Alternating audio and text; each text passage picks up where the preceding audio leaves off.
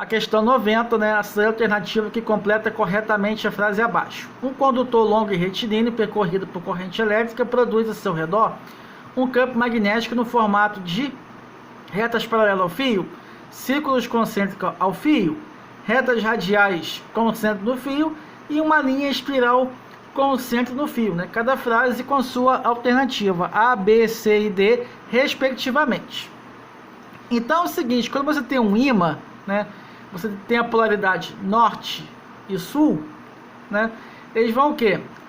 Imergir de um polo para o outro, né? Então no formato vai ser o quê? As linhas concêntricas ao fio, né?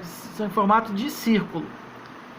Então, né, se a gente for migrar aqui nos comentários da questão, que quando colocamos um ímã, vemos as linhas de campo forma de círculos concêntricos, logo a alternativa B responde essa questão, né, de maneira indiscutível e impreterível.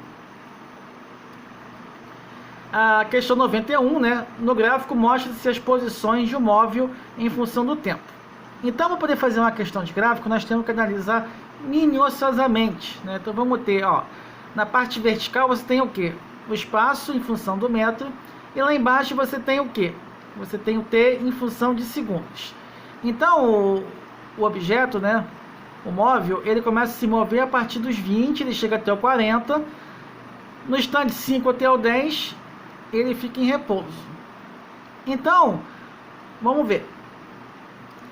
Das alternativas abaixo, assinale que apresenta o gráfico da velocidade em função do tempo para o movimento do móvel descrito no gráfico anterior. Então, nós podemos fazer o que? Nesse caso, o que podemos esperar? Vamos voltar para o gráfico. O móvel começa 20, vai ter a 40. Então, nesse caso aí, ele vai ter um movimento até 5 segundos, né? Então, você vai ter 40 menos 20, que vai ser 20 dividido por 5, que é igual a 4 metros por segundo. Até aí, o movimento vai ser uniforme, a velocidade vai ser constante. E no tempo 5 até o 10, vai estar completamente em repouso. Então, o gráfico esperado é o quê? Uma função constante e uma função somente no eixo X, né? Indicando repouso. Então a letra A não é, a letra B não é, a letra C sim e a letra D também não, porque ele só é constante até os 5 segundos. Então, né, no comentário da questão 91, nós vemos um gráfico, em primeiro lugar, o movimento uniforme. Primeiro que é um espaço quanto um tempo, depois de 5 a 10 segundos está em estado de repouso, né, como vocês conhecem que estão parados.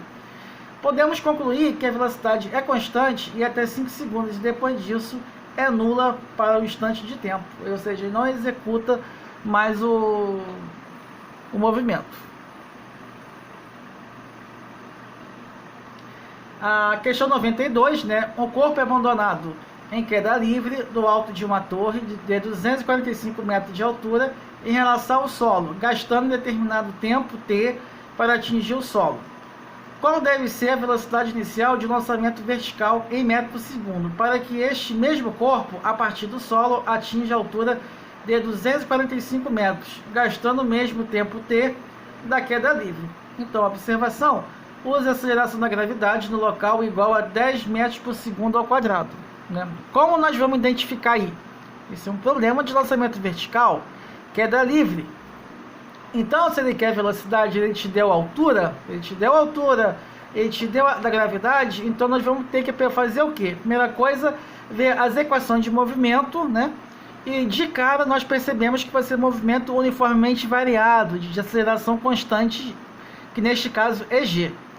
Então, né, nós temos as opções, que a letra A é 7, B é 14, C é 50, a letra D é 70.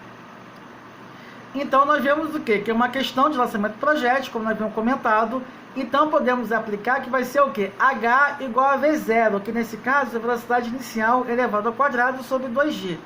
Onde a altura é dada valendo o quê? H igual a 245 metros, G igual a 10 metros por segundo ao quadrado. V0 ao quadrado igual a 20 vezes 45, que no lugar do H eu coloco 245 2 vezes 10, que o valor de G vale 10. Então, 20 vezes 245 vai ser o que? Raiz quadrada de 4.900. Logo, 70 metros por segundo. E a opção que responde é o que? Alternativa D.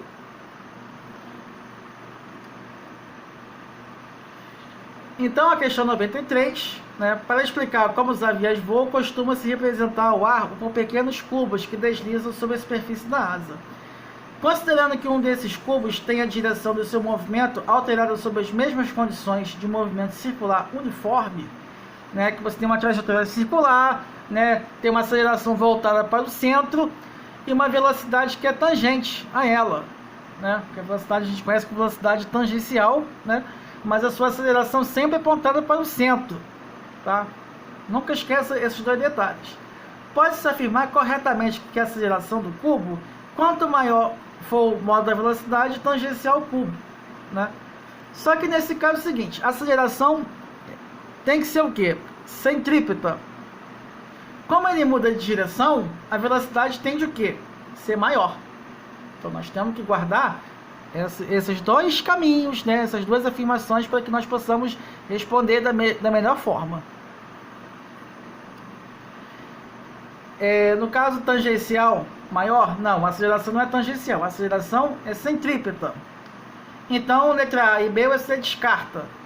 É maior? Isso, é correto, a velocidade são maior, mas a aceleração é centrípeta. B, tangencial, menor, não. C, centrípeta, está correto, menor, não, é maior. Então, aqui responde a letra D, centrípeta, maior. Então, a resolução, né? A aceleração do movimento circular uniforme é aquela que a aceleração é centrípeta e a velocidade se torna maior no decorrer do movimento. Portanto, alternativa D. Mas a velocidade tangencial. Nunca se esqueçam. Muito obrigado. Tá? Só deixar seu like. E já vamos postar a última parte da resolução da prova da IAD de 2010. Muito obrigado. E tenham um excelente fim de tarde, noite, manhã. Qualquer hora do dia que os senhores amigos forem ver nossos vídeos. Um abraço a todos e muito obrigado.